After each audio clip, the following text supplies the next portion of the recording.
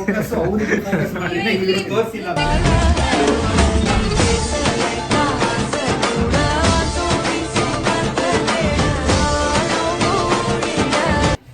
ಇವ್ರು ತೋರಿಸ್ರಿ, ಇವರಿಬ್ರು ಮೈನ್, ನಾನಲ್ಲ.